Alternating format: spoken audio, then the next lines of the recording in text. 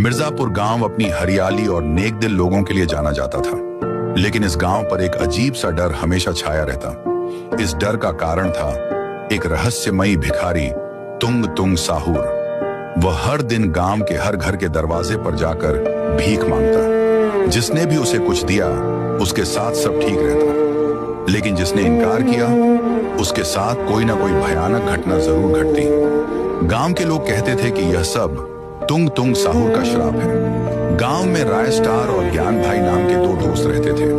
दोनों नेक दिल थे और रोज तुंग तुंग साहूर को कुछ न कुछ दे देते थे। एक शाम गांव का ही आदमी पुष्पा अपने काम में व्यस्त था।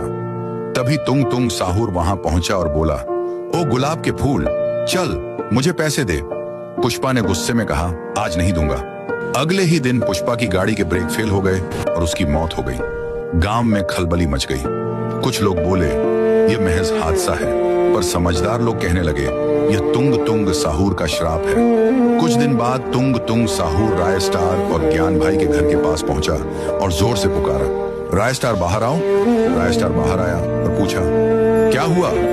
तुंग तुंग साहूर बोला, कुछ खाने को दे रहे। राय स्टार ने उसे पैसे तो दे दिए मगर खाना नहीं दिया। वह मायूस होकर चला गया। अगले दिन अचानक ज्ञान भाई को तेज बुखार चढ़ गया। दवा देने पर भी बुखार नहीं उतर रहा था।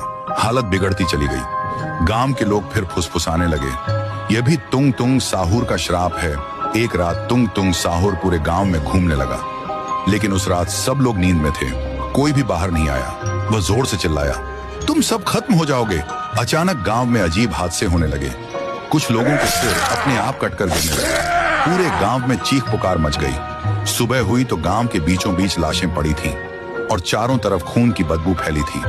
राय स्टार बाहर निकला और उसने देखा कि पूरा गांव उजड़ चुका है। राय स्टार और ज्ञान भाई दोनों बहुत दुखी हुए और शपथ खाई कि वे इस रहस्य की सच्चाई जरूर जानेंगे। शाम होते ही जहां लाशें गिरी थीं, वहीं अचानक काले काले पेड़ उगाए। गांव के और किसी हिस्से में पेड़ नहीं थे। बस उसी जगह पर कुछ दिनों के लिए राय स्टार गांव से बाहर चला गया। अब ज्ञान घर में अकेला था। वह रोज शाम को काम से लौटता था। एक रात जब वह वापस आ रहा था, तभी बीच रास्ते में उसके सामने तुंग तुंग साहूर खड़ा हो गया और बोला, तुमने मुझे खाना नहीं दिया, अब तुम मरोगे। ज्ञान गाड़ी से उतरा और बोला, तुम कब आए थे? तुंग तुंग साहूर ने ठंडी हंसी के साथ जवाब दिया, रात के समय जब तुम सब सो रहे थे। इतना कहकर उसने तलवार घुमाई और ज्ञान के दोनों हाथ काट दिए। तो दोस्तों, आगे तुंग तुंग साहूर क्या करने वाला है, यह जानने के लिए इस वीडियो पर 50,000 लाइक करो और कमेंट में लिखो, तुंग तुंग साहूर भूखा है।